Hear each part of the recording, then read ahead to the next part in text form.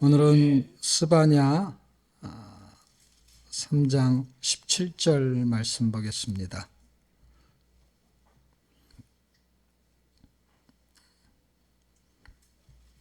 찾으셨나요? 같이 합독하겠습니다. 시작.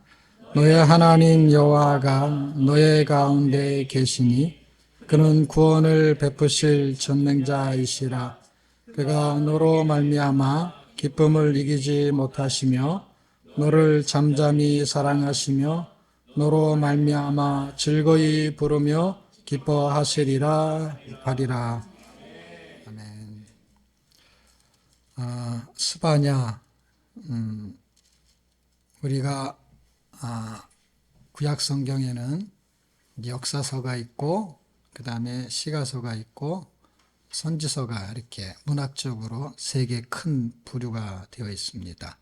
그런데 선지서 중에서도 둘로 이렇게 구분하면 대선지서, 소선지서 이렇게 구분이 됩니다.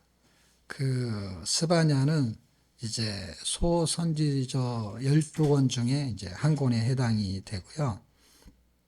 뒷부분에 나와 있는 학개, 스가랴, 말라기 바로 앞에 있는 책이에요. 그래서 이제 세 권만 지나면 이제 소선지서와 선지서 전체가 끝나게 되는데요.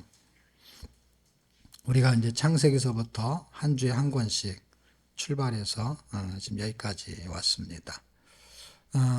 역사서의 흐름은 이제 예수 그리스도가 메시아다라는 것을 설명하는 데 주안점을 둔 내용이 전개가 주로 되었고요. 시가서는 그 메시아가 이제 이 땅에 오셔서 실제 벌어질 일들에 대한 것들을 개인적인 체험을 통해서 설명한 아주 특별한 책이죠. 그래서 다윗이라든지 솔로몬 뭐 이런 사람들의 생애를 통해서 메시아한테 직접 투영이 될 것을 미리 보여주는 체험적인 내용이 담겨져 있습니다. 그럼 선지서는 뭐냐? 선지서는 메시아가 이 땅에 오실 것이고 그분이 구원자고 그분이 그리스도다라는 거에 대한 역사적인 기록에 대한 설명을 보완적으로 해주는 책이에요. 그래서 사실은 중심적인 이야기는 역사서고 그 역사서에 대한 설명을 해주는 책은 선지서고 그거에 대한 실제적인 삶의 투영이 되는 그리스도인의 삶에서 그리스도가 투영이 되거든요. 그럼 지금도 동일하냐? 지금도 동일하죠. 어떻게 동일하냐면 그리스도가 이 땅에 계시지 않지만 그리스도인에게 그리스도의 삶이 투영이 되는 거예요. 그리스도인의 삶은 그리스도의 삶이라는 걸 이해하셔야 돼요. 왜 그러냐면 하나님의 삶하고 사람의 삶은 달라요. 그러니까 하나님의 삶은 하나님이 사는 삶이고 사람은 사람의 생활이에요. 삶이 생활이거든요. 그 생활은 삶이고 그것이 언어고 행동이에요. 그래서 하나님의 삶은 하나님의 언어예요. 사람의 삶은 사람의 언어예요. 행동과 말을 통해서 그렇게 삶을 살아가는 거예요. 그러니까 이상적인 삶을 살아면 말도 틀리다는 걸 기억하셔야 돼요. 바보같이 살아 그러면 바보 같은 말을 해야 돼요. 그래서 삶도 그렇게 살아요. 그렇기 때문에 언행일치라는 것은 약간 불일치할 수 있지만 사람이 말하고 행동하는 것이 약간 다를 수는 있지만 분위기는 같이 가는 거야. 그러니까 바보는 바보스러운 말을 해요. 그래서 말도 바보야. 행동도 바보야. 부자인 사람은 부자 티가 나는데 생활에서도 나고 은행에서도 잔고로 나요. 근데 부자 흉내를 내는 사람은 생활에서 그거를 흉내를 내지만 은행에 가면은 확인이 돼. 그게 가난한 거야. 그래서 그거는 부자 흉내를 내는 거야. 부자 흉내를 내는 것은 뭐예요? 부자가 아닌 거야. 부자가 되고 싶은 거지. 근데 그런 사람은 절대로 부자가 안 된다는 걸 기억하셔야 돼요. 왜냐하면 부자 흉내를 내지 않아야 부자가 되는 거예요. 실속이 없는 사람은 절대 성공할 수가 없어요. 왜냐하면 말과 언행이 전혀 다르기 때문에. 그러니까 은행에 돈이 있는 사람은요, 반바지 입고 다녀도요, 명품 안 입어도요, 안 추워. 그런데 은행에 돈이 없는 사람은요, 그 없는 돈을 빚을 내 가지고요, 그 명품 옷을 사 입어. 그게 존니가 한 말이에요. 제가 한 말이 아니라. 한국 사람은 부자 흉내를 낸다는 거예요. 그래서 가난하게 산다는 맨날 뭐 해야 되느냐. 은행에 이자를 내면서 사는데 이 껍데기는 부자처럼 보이는 거예요. 근데 실질은 가난한 사람이에요. 그런 언행일체가 안 될 수는 있지만, 그러니까 겉과 속이 다를 수는 있지만, 겉과 속이 같다라는 건 뭐냐? 하나의 덩어리인 것이죠. 하나의 덩어리가 같다라는 거는 분위기는 그렇게 간다는 거예요. 언젠가 가난한 사람은 계속 그런 옷을 못 사 입어요. 그래서 언행일치가 되는 거예요, 나중에는. 가난이 가난으로 나타나는 거예요. 파산하는 거죠. 근데 부자는 반바지 입고 다니고 옷을 허접하게 입고 다녀도 그냥 부자인 거야. 나중에 어떻게 해요? 밍크코트 사 입을 돈이 있는 사람이야. 자기가 사고 싶으면 언제든지 사는 거예요. 근데 가난한 사람은 사고 싶을 때 절대로 못 사요. 그게 그리스도의 삶이 그리스도의 삶이다라는 것은 실제적으로는 격차가 하늘과 땅으로 크게 나눠져요. 사람과 하나님이기 때문에. 그런데요, 이게 하나로 일체가 되는 것이 뭐로 일체가 되냐면 둘이 한 몸이 되면은 달라지는 거예요. 가난한 여자가 있었어요. 그래서 부자 흉내를 내고 싶은데 절대로 부자가 안 되는 걸 자기가 알아. 그런데 언제 이 사람이 부자가 되느냐? 사업을 해서 성공하든지 아니면 부자하고 결혼하는 수밖에 없어요. 그러면은 부자가 되는 거예요. 아주 간단한 방법이에요. 내가 노력을 해서 되는 방법이 있냐? 있지요, 당연히. 내가 노력을 해서 그리스도처럼 살 수 있느냐? 살 수 있지요. 그렇게 살면 되니까. 근데 안 돼요. 부자가 될 수 있느냐? 부자가 될 수 있죠. 근데 부자가 못 되죠? 부자가 안 되니까. 예수 믿는 사람이 예수를 아무리 잘 믿어보십시오. 부자가 되나. 예수를 잘 믿으면 부자가 된다는 성경 구절이 없기 때문에 부자가 안 됩니다, 여러분. 예수를 잘 믿으면 복을 받는다는 얘기는 있어요. 그 복은 부자가 아니라는 걸 이해하셔야 돼요. 예수를 잘 믿으면 복을 받는다는 건 뭐예요? 신령한 복, 예수님하고 함께 살 수 있는 복이다, 이 뜻이에요. 그분이 가난하게 하면 가난한 거 할 수 없는 거예요. 돈을 안 주는 걸 어떡하냐고. 내가 부자하고 결혼했는데 그 남편이 돈을 안 줘요. 그럼 가난한 거예요. 근데 법률상은 부자예요. 호적이 같이 돼 있으니까. 그러니까 우리가 부자예요. 돈을 받지를 못하는 거예요. 그게 일체감을 가져줘야 되는 거예요. 일단 호적상으로는 부자가 될 수 있는 방법은 혼인을 하는 방법이에요. 그러면은 재산권을 공동 사용할 수 있는 그런 권한이 있는 거예요. 그래서 그리스도의 삶하고 연관성이 있어야 되느냐? 있어야 되는 거예요. 왜냐하면 성경은 처음부터 끝까지 계속 뭘 요구하냐면 너도 나처럼 살아라, 이 말이에요. 내가 거룩하니 너도 거룩하라 라는 건 뭐예요? 너도 나처럼 살아라는 거예요. 그러니까 예수님처럼 살기를 원하는 거예요. 그러니까 다시 말하면 하나님은 사람을 하나님의 자녀 만들어 놓고 하나님처럼 살기를 원하는 것이에요. 그러니까 뭐예요? 부자가 가난한 사람과 결혼했어요. 그러면 가난하다는 걸 거꾸로 다른 걸로 말할게요. 거지하고 결혼했어요.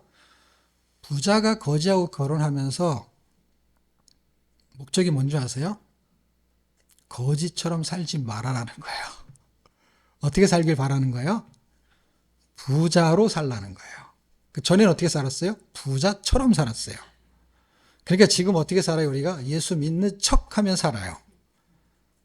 그러니까 예수를 믿으라는 거예요. 예수를 믿는 척하지 말고.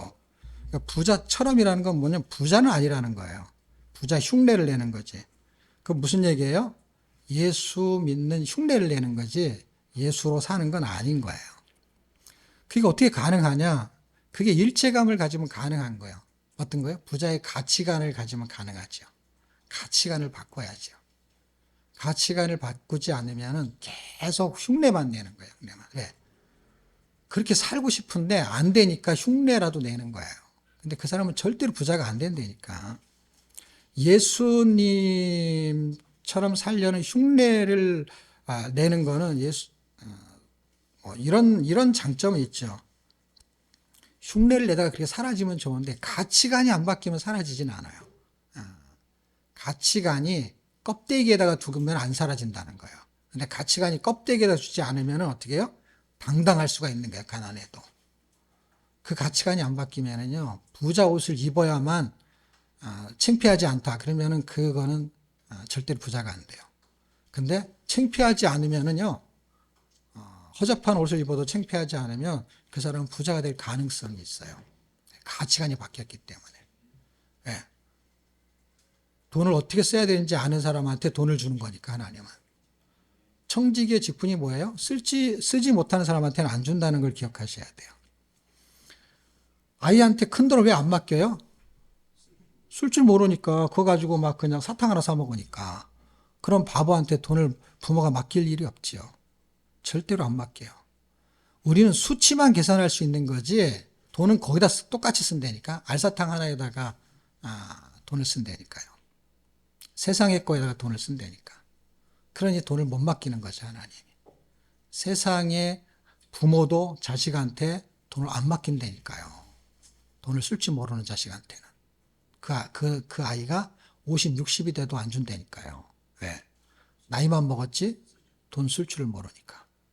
술이나 먹고 옷이나 사 입고 그런 사람한테는 그냥 밥이나 먹여주는 거죠. 자기 자식이니까. 굶지 않게. 그러나 사업을 물려줄 수는 없죠. 하나님의 사업을 누구한테 물려줄지를 생각해 보십시오. 똑같지 않겠습니까, 여러분? 세상의 이치도 그렇고 여러분이 부자라면 자식한테 밥은 먹여주고 집 한 채는 사줄지 모르겠어요. 그만한 돈 있는 사람도 별로 없지만 그렇게 돈이 많다고 가정하면 그 정도는 껌값이다 그러면 그 정도는 해주겠죠. 그냥 평생 먹고 사는 정도는. 그런데 그에게 재산을 물려주지는 않죠. 수천억이 있다. 절대로 안 물려주죠. 왜? 돈 관리를 못하니까. 그러니까 부모는 그런 자식에게 돈 관리를 시키기 위해서 어떻게 해요? 경제학 공부를 시키는 거죠. 네. 맡기려고 시키는 거죠. 하나님이 우리한테 왜 성경을 가르칩니까? 우리한테 당신의 사업을 맡기려고. 그런데 우리는 공부만 하는 거예요. 겉과 속이 다른 거예요. 공부만 해가지고 이 사람한테 제자 훈련, 소선 대전을 시키는데 하나님은 맡길 수가 없는 게 그 사람한테 사업을. 그럼 공부를 하는 목적은 뭐예요? 맡기려고. 예수님이 제자들을 불러서 가르쳐요. 왜요? 맡기려고. 그래서 우리가 연초에 그 신년 설교 제목이 표잖아요. 그것이 제자를 부르는 것이었잖아요. 마태복음 10장 1절. 왜? 맡기려고 부른 거예요. 맡기려고. 감투를 맡기려는 게 아니라 일을 맡기려고. 우리는 교회에서 열심히 일을 해요. 왜? 감투를 받으려고. 일은 안 해요. 근데 일을 가끔 해요. 왜냐? 감투를 받으려고 일을 해요. 일을 하려고 감투를 받아야 되는데 감투를 받으려고 일을 해요. 그래서 똑같은 것 같은데 달라요. 목적과 수단이 완전히 달라요. 그래서 남들이 보면은 똑같은데 안에 들어와서 보면 다르다는 거예요. 목적이 다른 거예요. 감투가 목적이지. 그 목적 때문에 일을 한 거지. 일을 하기 위해서 필요한 감투가 아니었던 거예요. 이것이 하나님의 속성을 일단 이해하셔야 돼요. 오늘 제목이 하나님의 기쁨이에요. 하나님의 기쁨을 제가 이제 부자와 가난한 사람, 그 다음에 그리스도인의 삶, 그것이 하나님의 삶, 사람의 삶, 그러니까 하나님의 가치관과 사람의 가치관이 동일시되지 않으면 삶이 달라진다는 거예요. 그래서 이건 가치관의 문제예요. 부자냐 가난하냐도 중요하지 않아요. 부자도 가난해질 수 있어요. 가치관이 부자의 기준에 없고 부모한테 물려받은 재산을 가난한 가치관을 가지고 살면은 그 사람은 금방 가난해져요. 그러니까 돈이 중요한 게 아니라 가치관이 돈을 만들어낸다는 걸 기억하셔야 돼요. 가치관이 있는 사람한테 돈이 간단 말이에요. 유튜브 중에 쇼츠 중에 백만장자를 그 길거리에서 만나가지고 미국 사람한테 인터뷰를 하는 거예요. 한 10초 정도. 당신은 어떻게 해서 백만장자가 됐습니까? 질문을 하는 거예요. 그래서 제가 오늘 아침에 우연하게 본 게 있는데 이 사람이 질문하는 거예요. 그 전에 제가 봤던 내용인데 이거는 또 다른 사람, 그러니까 만나는 사람마다 이제 하는데 이제 백만장자가 한두 명이 아니잖아요. 그래서 질문을 딱 던지는데 어떻게 해서 백만장자가 됐습니까? 그러니까 질문이 틀렸대. 자기는 억만장자래. 그러면서 대답을 해주는 거야. 그럼 질문을 다시 하라고. 당신은 어떻게 해서 억만장자가 됐습니까? 이렇게 질문하게 만들더라고. 그 다시 해요. 설명을 해주는 거예요. 자기가 20몇 살인가 30몇 살 때 제가 그냥 희끌빠가지고 잘 기억도 안 나요. 왜냐하면 설교 제목 설교할 때 쓰려고 한 게 아니라 그냥 갑자기 생각이 나서 하는 얘기라. 뭐라 그러냐면 자기는 10만 불인가 얼마를 부도가 나왔고 그렇게 출발했대요. 그러니까 자기는 0에서 출발한 게 아니라 마이너스에서 출발했대요. 그리고 그 다음 거를 안 봐가지고 기억이 안 나요. 왜냐하면 그걸 보려고 했던 게 아니라 갑자기 스쳐 지나간 거라. 근데 돈이 한 푼도 없었잖아요. 그리고 마이너스였잖아요. 근데 억만장자가 됐잖아요. 그 사람이 얘기를 제가 왜 듣지 않았냐면 그런 사람들의 가치관은 다 비슷해요. 그 사람이 무슨 사업을 했다 하면 그 사업을 해야 되냐? 그런 게 아니라니까요. 무슨 사업을 해도 안 되는 사람은 안 돼요. 되는 사람은 희한하게 세상 말로 운도 좋아요. 되는 사람은. 근데 그거는 그 사람의 가치관이에요. 제가 얻은 결론은 그 사람들이 말하는 종류의 어떤 내용의 형태가 아니라 종류가 아니라 여러 종류가 억만장자가 된 사람들이 종류가 여러 종류가 있단 말이야. 이 사업한 사람도 있고 저 사업한 사람도 있고 무지무지 많단 말이야. 그러니까 자기의 기능을 가지고 하면 되는데 그 사람들마다의 가치관이 전부 틀리단 말이에요. 그러니까 틀리다는 게 무슨 얘기냐? 가치관이 전부 우리가 생각하는 거 다르단 말이에요. 그들의 가치관이 거의 비슷해요. 그게 지금 부자가 되는 부자, 그 다음에 뭔가를 전부 가지고 있는 권력자, 힘, 그분이 갖고 있는 그 자녀에 대한 생각과 그분이 제자들, 사람들, 구원해서 어떤 삶을 살기 원하는 그분의 기준, 그분의 가치관을 제가 지금 설명하고 싶어서 지금까지 전부 예화를 사용한 거예요. 그러니까 하나님의 기쁨은 도대체 하나님은 어떤 거에 기뻐하느냐가 가치관인 거예요. 가치관이라는 거는 가치의 기준을 어디다 두냐는 거예요. 그랬을 때 우리는 기쁨이 금반지가 하늘에서 떨어지면 기쁘는 사람이 있고 한 번 떨어져 갖고는 절대 안 기쁜 사람이 있죠. 왜냐하면 돈이 은행에 막 엄청나게 쌓여있는 사람은 금반지 한 돈이 갑자기 떨어진 걸 주웠다고 그렇게 기쁘지가 않아요. 기분 나쁘지는 않지만 그렇게 막 엄청 기분 좋지는 않아요. 근데 아무것도 없는 사람한테 갑자기 하늘에서 막 1,000만이 떨어졌다 그러면은 막 동네방네 간증하러 다니는 거죠. 근데 막 1,000억을 쌓아놓고 있는 사람한테 1억이 떨어져도 그렇게 뭐 기쁘지 않아요. 이게 어떤 놈이 여기다 떨어뜨렸지? 그리고 뭐 주인 괜히 뭐 훔친 거 될까봐 주인 돌려주지요 뭐. 그러니까 가치의 기준이 많은 것을 가지고 있는 사람한테는 작은 것은 그렇게 귀하게 덜 느껴진다 이 말이에요. 돈이 안 소중하다는 게 아니라 가치의 기준이 다르단 말이에요. 그러니까 가치의 기준이 고급한 사람은 저급한 사람하고 삶이 다르단 말이에요. 그냥 단지 가난한 것뿐이지. 가치의 기준은 머리가 좋은 거하고도 다른 거예요. 가치관은 IQ가 아니고요. 가치관은 부의 개념이 아닌 거예요. 가치관은 문화의 개념이 아닌 거예요.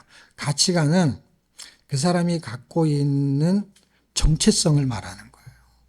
그래서 예를 하나 들게요. 가치관이 뭔지. 이거는 학문적으로 공부하고 이해가 안 되고 가치의 기준을 여러분이 이해를 하셔야 돼요. 옛날에 그 아프리카에 사는 사람들이 주로 잡혀가지고 노예를 살던 시절이 있었어요. 그래서 노예로 잡혀와가지고 이제 꽃갱이를 들고 다들 일렬로 서갖고 일하러 가는 거예요. 그 일을 끝나고 나서 갈 때는 다 힘이 드니까 다 허리가 축 처져가지고 꽃갱이까지 얹었으니까 얼마나 힘들어요. 그래갖고 다 이렇게 해가지고 꾸부정해가지고 걸어가는 거예요. 그런데 딱 한 사람만 꽃갱이를 딱 세우고 허리를 꼿꼿하게 걸어가는 사람이 있는 거예요. 이상하게 틀린 거예요. 노예고 똑같이 흑인이야. 그래서 그 인소라는 사람이 물어봤어요. 너는 왜 고개를 뻣뻣이 들고 가느냐? 그랬더니 자기는 추장의 아들이래. 추장의 아들이라는 거에 대한 존재감이 자기의 가치야. 내가 비록 노예로 잡혀왔지만, 내가 비록 가난한 집안에 태어났지만, 내가 비록 한국 땅에 태어났지만, 내가 비록 지금 이 자리에 있지만, 형편은 이렇지만 나는 하나님의 자녀야. 최고의 가치관입니다. 하나님은 그런 사람을 기뻐하십니다. 하나님은 부자 청년을 기뻐하지 않으세요. 하나님은 부자를 기뻐하지 않으세요. 나사로를 기뻐하시지. 그런데 하나님이 그에게 물질을 주면 주는 거예요. 안 주면 안 주는 거예요. 근데 가치관은 기쁨을, 하나님의 기쁨이 되는 사람에게 그것이 물려진다는 걸 기억하셔야 돼. 가능성이 누구한테 있느냐? 머리가 똑똑한 사람한테 있는 게 아니라 하나님의 기업은 누구한테 있느냐? 하나님의 기쁨이 되는 사람한테 있어. 그래서 여러분 재산이 있다고 쳐요. 그러면 여러분 손자가 있어요. 그럼 손자한테 물려주고 싶어요? 자식한테 물려주고 싶어요? 자식이 더 기뻐요? 손자가 더 기뻐요? 도영미 자매님은 재산을 채송한테 물려주고 싶어요? 다름이한테 물려주고 싶어요? 네. 남다르죠. 무슨 뜻이냐면 자식이 안 귀하다는 게 아니라 더 기뻐하는데 간다는 거야. 손자가 더 기쁨이 된다. 그 뜻이 아니라 더 기쁨이 있기 때문에 그 당연성 때문에 제가 말하는 것이지 케이스 바이 케이스 안 기쁜 손자도 있을 수 있잖아요. 그러니까 제가 말하는 건 손자한테 가고 자식한테 한다. 그 뜻이 아니라 기쁨이 더 많으니까 예를 들어서 말하는 거야. 기뻐하는데 돈이 더 간다는 거예요, 여러분. 마음이 더 간다는 거예요. 결론.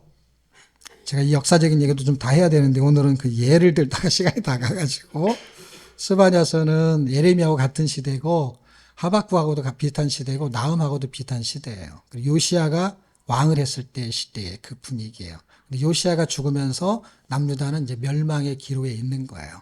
이게 이제 600년, 640년 요 사이에 다 움직여요. 640년 경에 이제 요시야가 왕을 할 즈음이니까. 그리고 나서 이제 한 40년이라는 시간이 흘러가요. 이제 왕들이 요시야, 여호아스, 요야김, 요야긴, 그 다음에 시디기야 이렇게 16, 17, 18, 19, 20 이렇게 20왕이 5명의 왕이 있는 요 시점이 굉장히 중요해요. 그런데 이제 이 왕들이 이렇게 가운데는 한 3개월씩 해먹고 나머지 이제 왕들이 좀 기간을 좀 오래 하지요. 그러니까 요 두 왕들이 이제 바벨론의 멸망을 하게 되면서 이제 나라가 없어지는 거거든요. 그러니까 이때가 풍전등화인 상황이에요. 그때 메시지를 주는 거라 그 분위기를 잘 이해해야 되는데 이때 얘기는 뭐냐면 이제 주제가 스바냐는 여호와께서 다 심판하신다 하는 이야기를 하고 있는 거예요.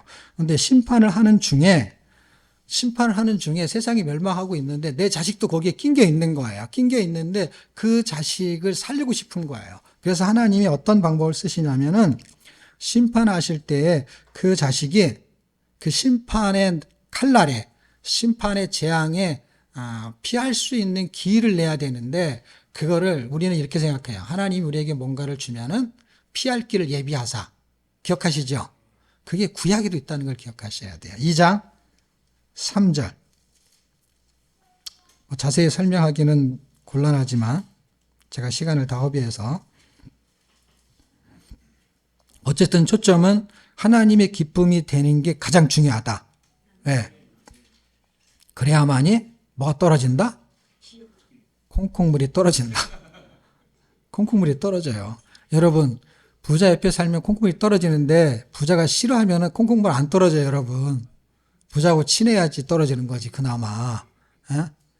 하나님하고 친해야 되는데 하나님이 친하다는 게 뭐냐? 하나님의 기쁨이 돼야 된다는 거예요. 3절 찾으셨나요? 시작. 여호와의 규례를 지키는 세상의 모든 겸손한 자들아, 너희는 여호와를 찾으며 공의와 겸손을 구하라. 너희가 혹시 여호와의 분노의 날에 숨김을 얻으리라. 숨김을 얻으리라는 건 뭐예요? 하나님이 숨기신다는 거예요. 너무 재밌지 않습니까? 스바냐의 이름의 뜻이 뭐냐면 하나님이 감추신다, 이런 뜻이에요.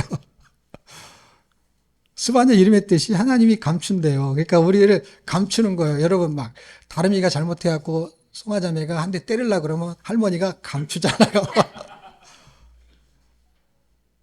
다 그렇잖아요. 다 할머니들이 다 손자들을 다 감추잖아요. 다름이 집만이 아니라 감추신단 말이에요. 그러니까 하나님이 심판을 행하시지만 당신이 기뻐하는 자녀는 감추신다라는 건 뭐예요? 숨기신다라는 거예요. 그 기쁨하고 연결이 된다라는 거예요. 기쁨하고. 심판의 목적은 몇 가지가 있는데 어쨌든 심판의 목적은 멸망을 시키는 데만 있는 게 아니라 우상을 제거하는 데 있어요. 그리고 하나님을 찾게 하는 데 있어요. 그리고 시선을 땅에 빼앗긴 사람들을 하늘에 두게 하는 데 목적이 있습니다. 그게 스바냐서의 굉장히 중요한 시선이고요. 결론을 말하면 하나님의 기쁨이니까 하나님의 기쁨이 있고 사람의 기쁨이 있어요. 사람의 기쁨은 돈인 것 같지만 돈이 아니에요. 최종적으로는. 왜 그런지 아십니까? 옛날에 우리 아이가 학교 가서 공부를 하는데 학교에 전화가 와서 시험 때인데 애가 빈혈로 쓰러질 것 같아서 시험을 못 치를 것 같아가지고 양호실에서 시험을 봐야 된대. 그리고 이제 시험을 보통 한 일주일 정도 보거든요. 그래서 우리 학교에 가서 데리고 오면서 시험 안 봐도 괜찮다고. 그래서 일주일 내내 집에 있었어요. 그래서 한의원도 가고 그러면서. 애가 아프기 전에는 부모의 기쁨이 뭐냐면 아이의 성적표예요. 예를 들면. 근데 아이가 아프잖아요. 아이가 아프면 빵점 받아도 괜찮아. 그때 부모의 기쁨은 아이가 건강이에요. 무슨 말인가 이해가 되시죠? 공부를 못해도 좋다 그 뜻이 아니라 뭐보다 뭐가 낫다 이 뜻이에요. 그랬을 때 돈이 귀하면 돈이 더 나을 수 있어요. 근데 돈이 많은데 애가 죽을 것 같아. 그럼 돈보다 뭐가 더 기쁨이에요? 건강이죠. 애가 돈을 못 벌어도 괜찮은 거예요. 아프지 않으면 괜찮은 거예요. 근데 애가 건강해. 그 돈을 못 벌어. 그럼 안 기뻐요. 근데 애가 아파. 근데 돈을 못 벌어. 근데 애가 건강해. 그럼 돈을 못 벌어도 괜찮다는 거예요. 괜찮다는 것을 기쁨으로 지금 표현을 한 거예요. 예. 그러니까 우리가 돈도 많고 건강하면 되게 좋은데 죽을 것 같아요. 상황이. 그걸 질병으로밖에 설명을 못해요. 심판으로는 지금 심판의 기운을 못 느끼니까. 세상에 질병이 하도 많으니까 원치 않은 질병에 걸려가지고 어린 나이에 막 죽을 것 같이 생겼어요. 그러면 돈보다 중요한 건 뭐예요? 건강이, 다른 말로 말하면 생명인 거죠. 그래서 사람의 기쁨은 생명이 가장 중요한 거예요. 그래서 손자들을 좋아하는 이유는 새로운 생명이 탄생한 거고 그 생명을 기뻐하는 거예요. 그래서 사람이 뭘 기뻐해야 되냐면 내가 건강하게 살 수 있는 거 그걸 기뻐하셔야 돼요. 부자가 아니라 건강하게 사는 거. 그래서 스바냐 앞에 있는 우리가 하박국을 지난주에 했잖아요. 하박국은 사람의 기쁨을 말하는 거고 스바냐는 하나님의 기쁨을 말하는 거야. 놀랍죠? 이 두 개가 대조적이에요. 그리고 이 두 사람이 약간 연편은 다르지만 거의 600년대 7세기경 선지자들입니다. 자, 하박국 3장 17절 18절을 보겠습니다. 찾으셨나요? 시작. 비록 무화과 나무가 무성치 못하며 포도나무에 열매가 없으며 감람나무에 소출이 없으며 밭에 식물이 없으며 우리의 양이 없으며 외양간에 소가 없을지라도 나는 여호와를 위하여 즐거워하며 나의 구원의 하나님을 위하여 기뻐하리로다. 17절은 재산에 관계되는 거예요. 그게 없어도 내가 구원받는 게 기쁘다는 거예요. 그리고 누구를 위해서 기뻐해요? 구원을 해주시는 하나님을 위해서 기뻐해요. 그런데요, 하박국은요 완전 달라요. 스바냐는 완전히 달라요. 17절입니다. 3장. 오늘 읽었던 본문인데 한 번 더 읽고 마무리하겠습니다. 시작. 너희 하나님 여호와가 너희 가운데 계시니 구원을 베푸실 전능자시라. 그가 너로 인하여 기쁨을 이기지 못하여 하시리라. 너를 잠잠히 사랑하시며 너로 인하여 즐거이 부르며 기뻐하시리라 하리라. 구원도 나오고 기쁨도 단어가 똑같이 나오죠. 그 다음에 장과 절도 거의 비슷하죠. 그런데 하박국은 나를 구원하신 하나님을 기뻐해요. 그런데 하나님은 나를 구원하시면서 구원시키는 그 사람을 기뻐해요. 그래서 서로의 기쁨이 되는 거예요. 그러니까 우리가 하박국의 마음을 이해하지 못하면 하나님의 구원을 이해할 수가 없어요. 그러니까 뭘 이해할 수 없냐면 하나님이 나를 구원하는 기쁨을 이해할 수 없어요. 내가 가난해 보지 않으면 가난한 사람이 뭐가 필요한지를 이해할 수 없는 것과 똑같아요. 우리가 하나님을 이해할 수 있는 건 쉽지 않아요. 그런데 이해할 수 있는 방법이 하나 있어요. 단어가 똑같기 때문에 구원, 기쁨. 내가 구원받는 게 얼마나 기쁜지를 이해해야만이 하나님의 기쁨을 알 수가 있는 거야. 그러니까 내가 구원받았는데도 하나도 안 기쁜 사람은 하나님의 기쁨을 이해할 수 없는 거야. 다시 말하면 하나님이 나를 어떻게 기뻐할 줄을 알 수가 없는 거야. 스바냐 3장이 절대 이해가 안 되는 거예요. 아, 하나님은 나를 기뻐하시는구나 하는데 그냥 단어가 그렇다는 거지 얼마나 기쁜지를 모르는 거예요. 근데 내가 구원받은 걸 기뻐하면 이렇게 기뻐하는구나. 보다 훨씬 기뻐한다는 걸 이해하셔야 돼요. 이루 말할 수가 없는 거예요. 왜냐하면 숨기시고 기뻐하시는 거예요. 그리고 결론. 기쁨이 되면 뭐가 생긴다 그랬죠? 콩국물. 그 콩국물이 이제 18절, 19절, 20절 거기에 생겨나는 거예요. 그래서 19절과 20절을 읽겠어요. 왜냐하면 거기에 반복적으로 나오기 때문에 읽고 마치겠습니다. 찾으셨나요? 시작. 그때 내가 너를 괴롭게 하는 자를 다 벌하고 저는 자를 권하며 쫓겨난 자를 모으며 온 세상에서 수욕받는 자로 칭찬과 명성을 얻게 하리라. 내가 그때 너희를 이끌고 그때 너희를 모을지라. 내가 너희 목전에서 너희 사로잡힘을 돌이킬 때에 너희로 천하 만민 중에 명성과 칭찬을 얻게 하리라. 여호와의 말씀이니라. 명성과 칭찬. 사람들한테 칭찬을 받는 존귀한 자가 되어 명성. 명성이라는 거는요, 물질이 따라오는 거예요. 명성을 얻는 거예요. 얼마 전에 유승민이라는 사람이 대한체육협회인가 회장이 됐잖아요. 그럼 그 이름이 명성을 얻는 거예요. 명성. 명성에는 항상 부가 따라와요. 권력이 따라와요. 칭찬은 다른 거예요. 칭찬은 잘해야 되는 거고. 부와 권력을 가지고 못하면 칭찬을 못 받는 거야. 그러니까 부와 권력과 그 다음에 행동하는 것까지도 어떻게 칭찬을 받게 한다는 건 뭐예요? 그의 행실이 그리스도의 삶을 쫓아간다는 거예요. 칭찬은 칭찬 받을 만한 짓을 해야 되는 거니까. 그리고 명성은 뭐예요? 명성은 그만한 이름값이 나오는 거잖아요. 이름이 되면은 거기는 부와 권력이 붙어가요. 항상 붙어가요. 칭찬은 그만의 행동이에요. 근데 잘 보세요. 내가 얻는 게 아니라 어떻게 한다고요? 얻게 하시리라. 그분이 기쁨이 되면 이거는 부수입으로 따라오는 거예요. 부차적으로. 여러분이 스바냐서를 통해서 하나님의 기쁨이 되시기를 축복합니다. 하나님의 기쁨은 가치관이에요. 하나님의 가치관. 하나님의 가치관은 추장의 아들과 같은 뭐가 있어야 돼요? 자존감이 있어야 돼요. 정체성이 있어야 돼요. 나는 하나님의 자녀다. 비록 월세방에 살아도 난 하나님의 자녀다. 그래서 하나님의 기쁨이 된다면 월세 받는 사람으로 바뀔 겁니다.